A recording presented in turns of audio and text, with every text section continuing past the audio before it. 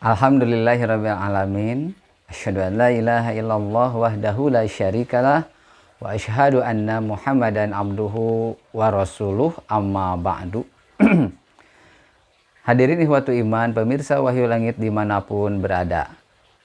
Saum di bulan Ramadan selama 1 bulan yang sebentar lagi akan kita akhiri memiliki fungsi diantaranya adalah untuk mengubah manusia, menaikkan derajat manusia menjadi lebih baik, yaitu menjadi manusia-manusia yang bertakwa dengan kelebihan-kelebihan lainnya. Nah, banyak sekali para ustadz, para mubalig yang menganalogikan pelaksanaan ibadah saum Ramadan ini seperti halnya ulat yang melewati fase kepompong atau yang kita sebut sebagai kupu-kupu Ramadan, atau dalam bahasa Spanyol kupu-kupu itu adalah mariposa. Mariposa Ramadan itu memberikan analogi bahwa orang yang saum, yang mendapatkan derajat takwa dan mendapatkan pahala serta maghfirah Allah Subhanahu wa Ta'ala itu diibaratkan seperti halnya ulat. Ulat yang berubah menjadi kupu-kupu. Dari ulat menjadi kupu-kupu, di sana ada fase yang disebut dengan fase pupa atau kepompong.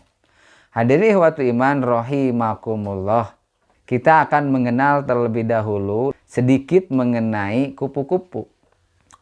Bahwa kupu-kupu ini termasuk ke dalam kingdom Animalia dan filumnya adalah Arthropoda, yaitu filum hewan yang memiliki kaki berbuku-buku.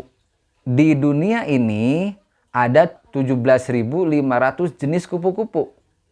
Dan yang ada di Indonesia, jenis kupu-kupu itu dari 4.000 sampai 5.000 jenis kupu-kupu yang ada di Indonesia.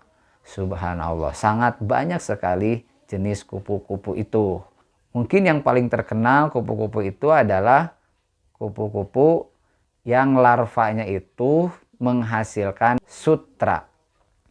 Hadirin ihwatu iman rahimakumullah, ternyata kupu-kupu itu merupakan serangga yang berkaki 6 atau disebut hexapoda. Itu memiliki tahap perkembangan kehidupan yang berbeda bentuknya. Nah, inilah yang disebut dengan metamorfosis. Metamorfosis itu adalah peristiwa perubahan bentuk, yang satu bentuk dengan satu bentuk lainnya, satu tahap ke tahap yang lainnya itu menunjukkan perbedaan bentuk yang sangat kontras. Bahkan kita bisa jadi menganggap dua binatang yang berbeda, yaitu ulat dan kupu-kupu. Padahal ulat itu adalah bayinya kupu-kupu. Metamorfosis dari kupu-kupu itu dimulai dari telur. Kemudian telur sekitar 10 hari akan menetas, berubah menjadi larva atau yang kita kenal dengan nama ulat. Jadi ulat itu adalah larvanya kupu-kupu. Pada saat menetas dari telur itu ukurannya sangat kecil, baru kemudian dia akan makan dan makan. Kegiatannya hanya makan, itulah larva. Beberapa bulan kemudian ulat tersebut akan masuk ke tahap pupa atau yang disebut dengan kepompong. Ada yang unik bahwa pada masa pupa ini ulat seolah-olah mengurung dirinya di dalam rumah yang dibangun olehnya, yang menggulung tubuhnya. Nah, inilah yang paling monumental, paling hebat dalam perkembangan ulat menjadi kupu-kupu. Pada tahap pupa ini, ulat berhenti dari segala aktivitas, berhenti dari makan, berhenti dari melakukan komunikasi dengan yang lainnya, menutup diri, berada dalam sebuah tempat khusus yang dia buat sendiri. Itulah kepompong. Bahkan ulat sutra ini, kepompongnya itu justru yang menjadi berharga dan bisa menjadi bahan untuk pembuatan kain sutra. Hadirin ikhwati iman, tahukah Anda berapa lama ulat ini berada dalam tahap kepompong? Ternyata kebanyakan kupu-kupu dalam keadaan pupa atau kepompongnya itu selama 1 sampai 2 minggu. Bahkan dalam sebuah artikel disebutkan mengenai kepompong ulat sutra sekitar 2 sampai 3 minggu. Kalau diambil misalkan rata-ratanya 2 minggu, artinya kurang lebih 14 hari, maka selama 14 hari itu dalam waktu full 24 jam kali 14 hari, maka ulat itu tidak makan, tidak minum, dan tidak beraktivitas lainnya. Kalau kita saum itu kurang lebih sekitar 13 sampai 14 jam. Tetapi kalau ulat berada dalam kepompongnya itu selama 14 hari kali siang dan malam, maka kalau hanya setengah hari, hitungannya berarti ulat itu tidak makan, tidak minum selama 28 hari. Nah, itu kurang lebih sama dengan saumnya manusia di bulan Ramadan 1 bulan. Hadirin ikhwatu iman rahimakumullah.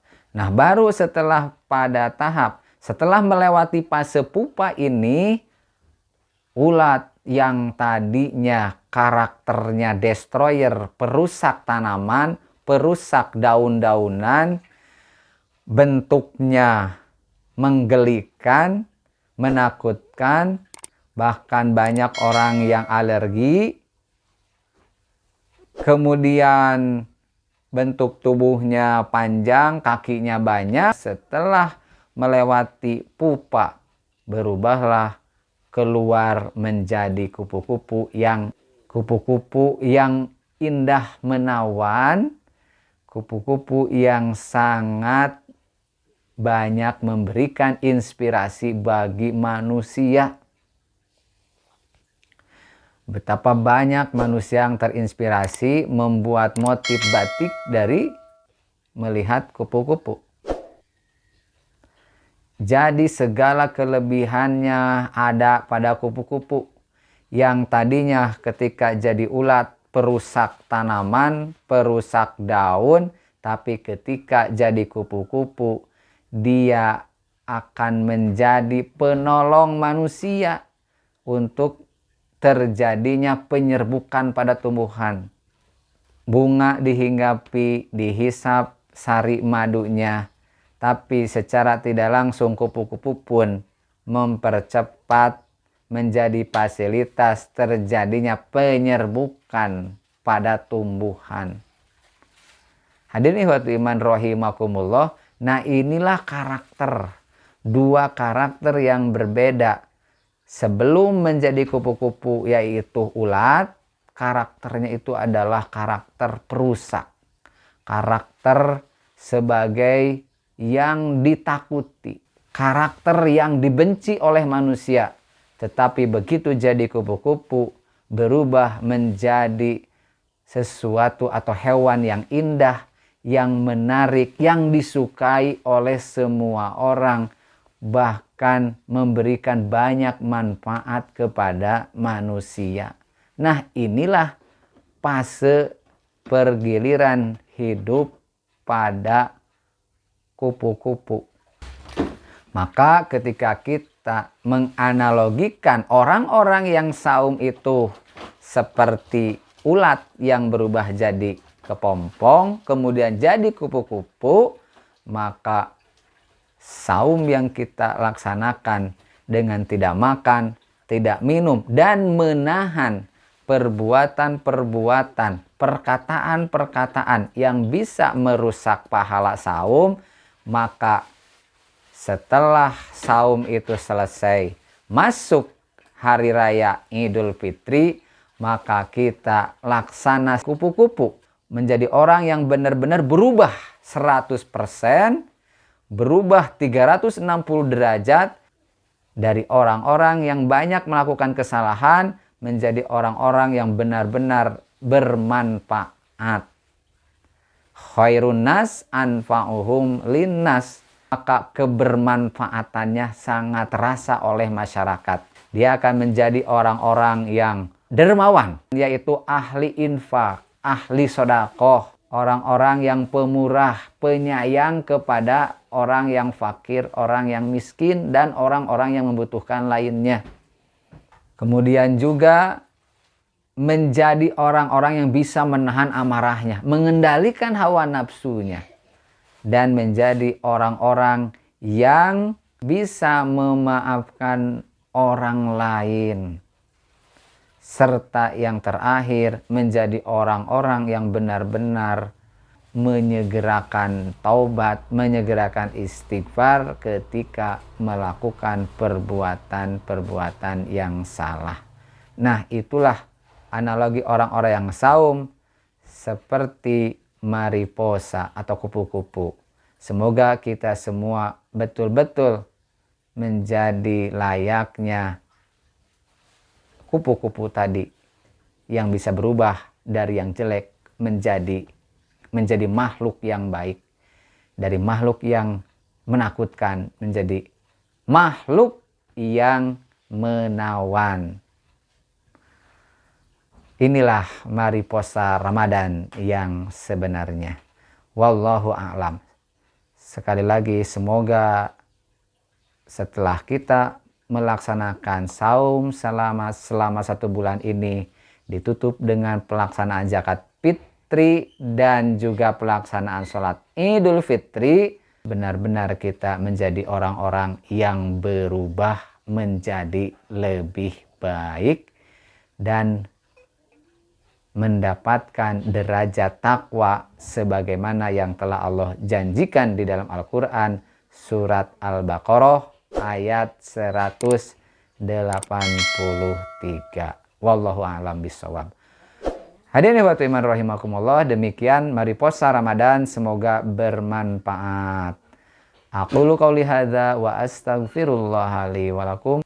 Wassalamualaikum warahmatullahi wabarakatuh.